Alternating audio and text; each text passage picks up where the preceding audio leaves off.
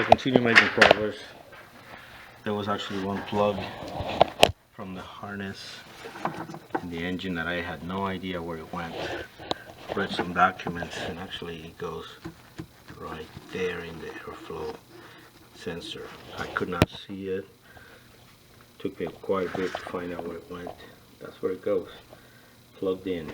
I still have to chase down the power line that is up there in that nut right next to power steering. Under the car, I've made quite a bit of progress. Under the car, actually got the cross member bolted on. Interestingly, this cross member could not reach across. So what I did is actually I used the tie-down strap right here. This tie-down strap, hooked it up right there. Hooked the other end right here. Okay, pulled the two members together, this one and that one, about 1/2 inch. That's all I needed. Came in 1/2 inch. I was able to slip the bolt in, tighten them, and torque them. So they are actually in place. And I just completed the attachment of this safety strap, is what they call it. So I'm making progress. Next step, we'll find out where to clip the actual oxygen sensor harnesses, which are just kind of dangling around. I know they go somewhere on here. Now where they go? Maybe on this clip right here. And I'm going to continue on with the oil. I'm going to continue on with a couple other. Don't know if I want to do the cross members yet, because they're not necessary to start the car. Remember, I'm in a path to start the car. To start the car, I just need the fluids, and I need the essentials. Once I get those essentials done, I'll start it, and if it runs, if it works, then I'll go ahead and bolt everything else up. So I'm going to have to do the oil filter, which I took out because it used to hang a little lower than the actual pan, and I didn't want the engine resting on the plastic, so it was gone. Now I can put it back up. Be back. Chomboricua. Remember, subscribe. If you have a Boxster, this is actually learning the hard way, but learning. Alright guys? Alright, so progress continues. Just so you know, connect to the lines that I believe are, gee, I can't remember if they are power. This is gas lines actually. Duh. Connect to the gas lines right here. Power steering lines are next. They're still hanging right here. The same with the vacuum line that's coming from the front. So I gotta connect those. Crucial to just starting the car. I'm gonna let this hang. Connected the hose. Okay, connected the hose. Coolant hoses. Connected this too. Connected that coolant hose. It's hanging a little bit, but again, all I want is to start the car. This is loose here. I'll take care of it when I actually finalize everything. I just want to know the car starts. Connected this other line that you see back in here, and also attached the ground. The engine ground is very important to have that attached. Now the engine doesn't start. So moving forward, again, all I have left is power steering lines, the vacuum line from the front, and I think I'm ready for fluids. Damn, getting there. Talk to you guys in a bit. Alright, so I continue making progress. I actually think I put, by the way, lifted the car slightly more on the back than in the rear. I'm sorry, in the back than in the front. Pumped in some power steering fluid. I'm sorry, transmission fluid. I was able to do, as you can see, I have 1.5 out of 5. So I did 3.5. Okay, which one? That's what I'm putting on it right here. Okay, so again, 3.5. I already had in there. I'm just gonna go ahead and leave it at that for now. I pumped it up with this little hand pump, worked pretty well. I actually tried to connect the oil pipe that feeds Here's the engine. This pipe right here. What a pain in the ass to put in there. I don't know if it's all the way. In fact, I heard a little crack. May have cracked the base of the pipe. There's no way I'm going to take all that just to address a crack that is usually, again, protected by an O-ring. So I'm going to assume the O-ring will do its job. I'm not going to screw around too much with the pipe. It's gravity fed, flows downhill. The O-ring is inside. I'm hoping no oil will come back up the pipe. So I'm going to leave it like that. I need to put a little bit of oil to see if it would leak. I also connected the power cord that comes from the front to the power line. Comes from the battery and actually out. Torqued it, left it at that. So at this point, I'm actually just one thing away from trying to start this car. Believe it or not, is actually the tiny piece of hose that links up the butterfly and the master flow sensor. Gosh, what a pain to put that little piece in there. I reached from the bottom and up, from the top around, and I'm just having a hard time putting it in there. There is about an inch of space to stuff curved bellows type hose that is about 3 inches long. So yeah, that piece of hose right there is kicking my behind. So I'm going to go ahead and leave it at that for today. I don't feel like screwing around with it anymore. I'm close, but I'm not there. Every time I move it, it pops out of place, either at the top or the bottom. As you can see, it hasn't really set, and it's just sit right on the edge. So I'm going to do a little reading to see if there are tricks out there. If not, honestly guys, that's the only thing I have left. Then I'll pump some oil in the car. I'm going to put cheap oil first, run it. I'll put a cheap oil filter in it. I just want to see if it starts, let it run, let it cycle, let it see if there are no leaks. Cooling system. Then I'm going to drain it, then I'm going to go ahead and put the good stuff in it. The ZX, the 0xG40. I'm going to run it with water first. So anyways, I want to let you know where I'm at. That little rubber boot keep my butt. I quit today. Tomorrow's another day. Peace out. Subscribe. Chomboricua out. 06 Boxster project. Getting there. Getting ready to start it. Alright guys, Chomboricua here with my Boxster. Final hookups time. So I showed you last time the engine was actually in the car.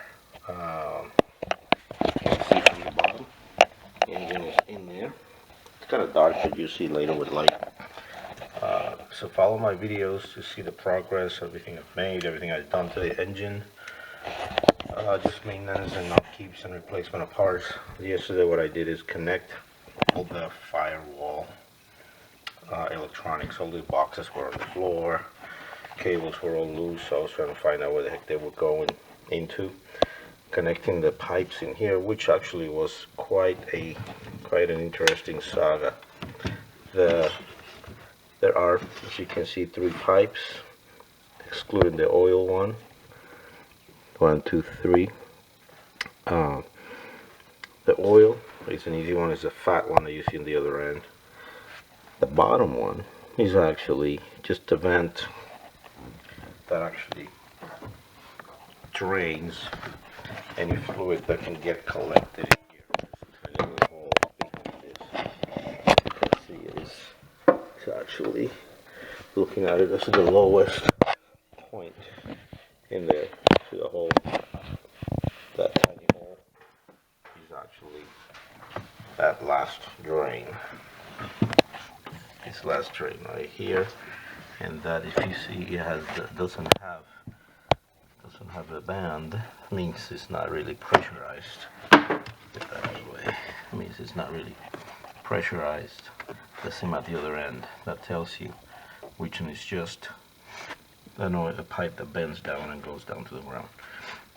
This one right here actually is the fattest one that goes into the engine. There's a 4th one back here. They're both, these are return. There's a low one right in here. White. Hard to see, but there's a white pipe right in there. That white pipe is the main supply of coolant. So most of them are easy to actually identify from the other end. However, there are a couple that were just taken off. So I had to read the books, had to look at pictures and find out which one was which. I also found out that the easiest way is not necessarily from here, because you don't get much tolerance, but it's a combination of actually working from inside of the car. This light's not reaching. Combination of working from inside the car. You can see all the pipes down there, right? So you get inside the car, you can see the connections. Pipes, they're all in there. You can also see the main harness pulled into place. So work it from here and work it from the bottom of the car. So it's an opportunity to actually see the pipes from the bottom. Also connected, as I told you, the range, the wheel, the ECU, you're seeing me, the ECU and the actual extra parts that go in this firewall back here. They're cold coded. That's kind of neat. I learned that there was this extra connector. Didn't know what the heck is doing there, but I found out. Again, I remember I did not take this car apart, so I'm making this stuff up on the fly. Found out that this connector goes firewall that has a little light. That's all. So I'm gonna go ahead and hopefully today complete the piping underneath, and if I have to put the ground, the engine ground, connect that. Once I do that, believe it or not, maybe time to put fluids, maybe time to actually try to start this car for the first time since I bought it in 100 parts.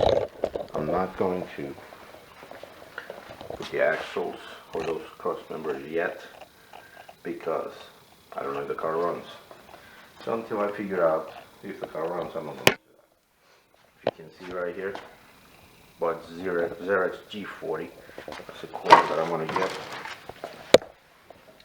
And also power steering fluid CHF 202 pentosine. This replaces CHF 11S. It's actually a little cheaper, and it so happens that it has the same properties. For some reason it's cheaper. Usually when manufacturers make a cheaper fluid, it means it's a cheaper fluid. So there may be some kind of throwbacks to using it, but the manufacturers recommend replacing any 11S with CHF 202 as well. My Mercedes also uses 11S for the ABC pump, so I'm gonna need more anyway. So I bought 3. I have some more in my cabinet. Let's see how that goes. So that's it, guys. I'm gonna be tightening up some parts. I'm gonna go under the car in a little bit and show you how this stuff goes together. Mainly coolant lines, AC lines, and the vacuum lines. So I'll check in with you in a bit. Alright guys, so the moment of the truth is fairly near.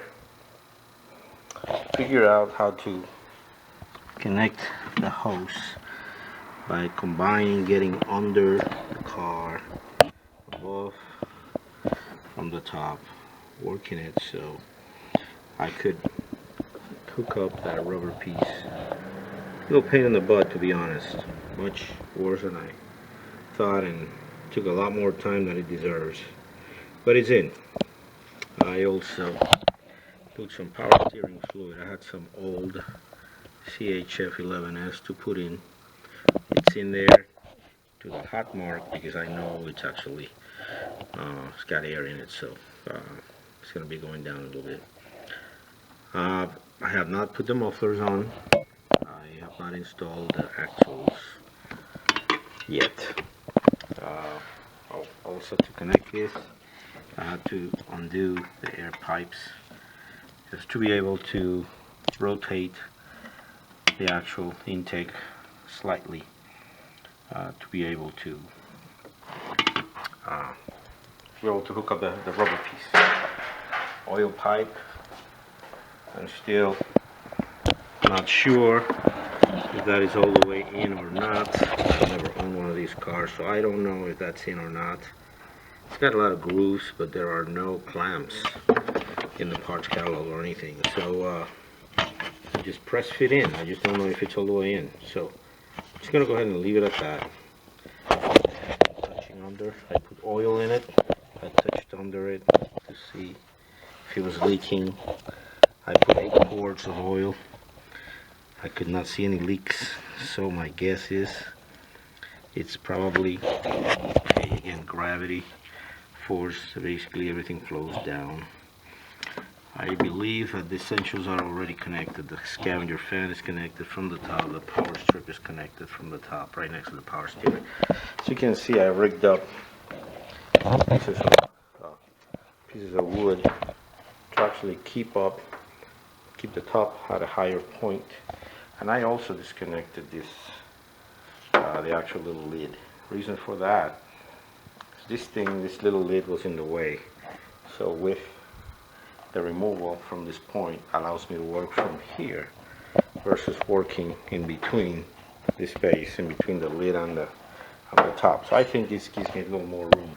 On top of that, I can lay on top of the trunk. I can lay flat on it, stick my hands up there, and actually makes it a little easier, a lot more comfortable too. So it's a little trick. I don't know if you guys probably know that already, but disconnecting one point right here actually goes right in here with a cross pin and then a secure pin on this end. Allows you to work in here from this backside. I kind of like it. I'm not going to be screwing around with the top, so all I need to do is just start the car up. I'm going to put the lid back on, hook it up, just in case the top starts acting crazy on me. I don't know what's going to do. Again, I put water in the system. I want to know if it's got leaks after I start it and it runs. I need to turn it off because power steering is incomplete. Has not purged all the air out, and the transmission fluid is incomplete. Have to keep those things in mind. So again, coolant needs to be dropped and taken. It's just water. Then refuel with the good stuff. The oil that I'm running is a cheap oil, just to run it through. Maybe, I don't know, 5-10 minutes, maybe a day or two, and then dump it and put a good filter and good synthetic on it. I'm not gonna do that yet because again, I don't know if even the car would start. So first things first, start the car. So what I'm going to do now is actually connect the battery, which I don't know if it had juice or not. I've had it. And actually in the tender mode, as you can see, with a little, got my little charger there, and tender, which has been keeping it. Supposedly, it took a few days to charge up. Once it charged up, I believe actually I work well. Interesting to see, AC ports are right here.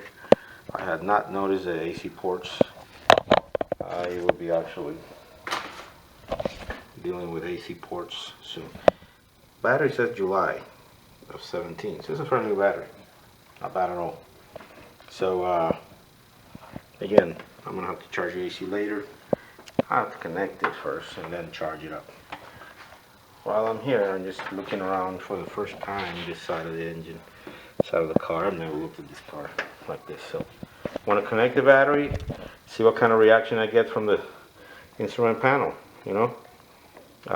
It's kind of crazy, but it's insane to believe that I'm ready to turn the key.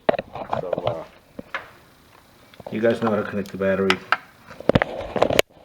Show you that, but hopefully you know. Hopefully you know how. You know, we're way past that point of showing people how to turn on batteries. So I'm gonna connect the battery, and I'm gonna go inside, turn the key, and see what I get. Again, it's gonna be loud because it has no muffler. What I'm looking for is that it starts, and immediately, manual says immediately turn it off. So Be coming back in a second. Chomboricua out. Basically, subscribe. Having some fun with this car. Hopefully, you're picking up some good knowledge, as I have.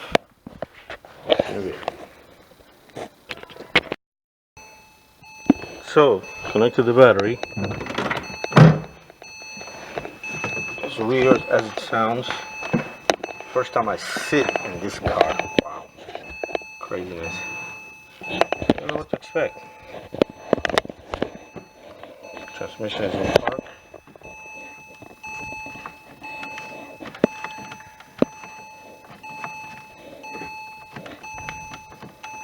I don't know what the heck's going on with the key. Key won't come out.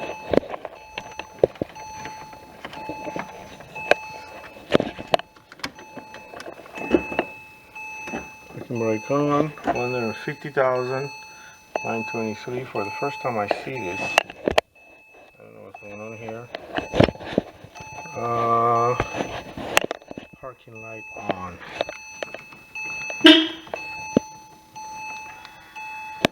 So something is going on here.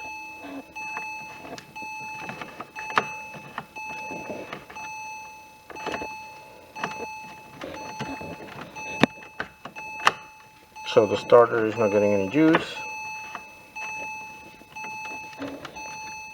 The key is not coming out. Interesting. I'm gonna disconnect with you guys and check back with you guys in a little bit. So I don't know what the hell's going on here. See you in a bit. So I guess I just needed to push the key in slightly. It's giving me all kinds of signals. All kinds of lights. All kinds of warnings. It's basically telling me it's in park. Temperature gauge is reading 90 degrees outside. The gas is really low, so I may not even have gasoline. It says PSM failure. I don't know what that is. So I'll have to find out as I go. Cruise control, little lights on, check. ABS, brake, traction control, whatever you call that, is off. So there's probably a button on here somewhere. It's telling me that it has AC failure, I know that. And apply the brake. It's saying failure, brake on. I'm gonna turn it. Holy shit. You guys heard that? It's trying to crank.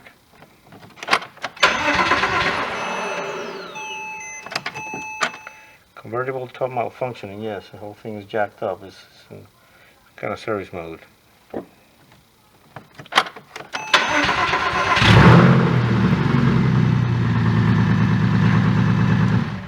Woo! I heard it. It runs. Woo! You heard it. Hey. So I was here for the start. Huh? You were here for the start, Bob. How did it do? Well, you started. You just heard it. Yeah. First time. Shut it down right away so you didn't... No. I just needed to know if it would start. Yeah. It has no gasoline, so... Oh, okay. So it has apparently very low. But, there it is. Running.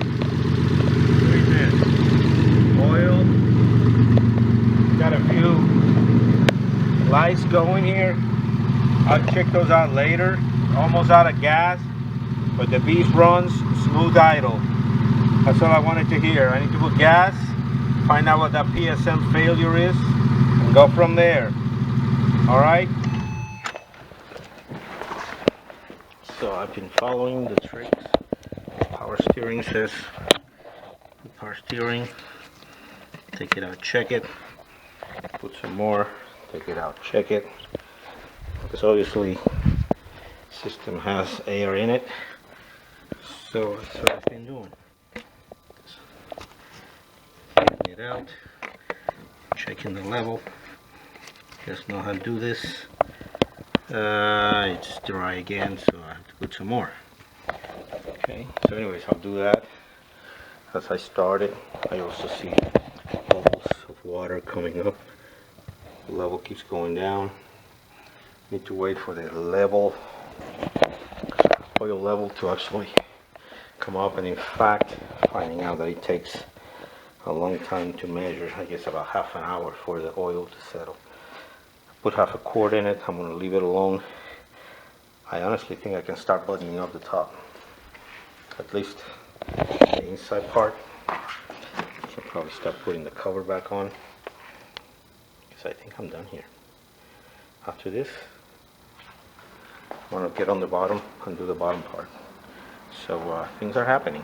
Okay, check with you guys later. Chomboricua out. Subscribe.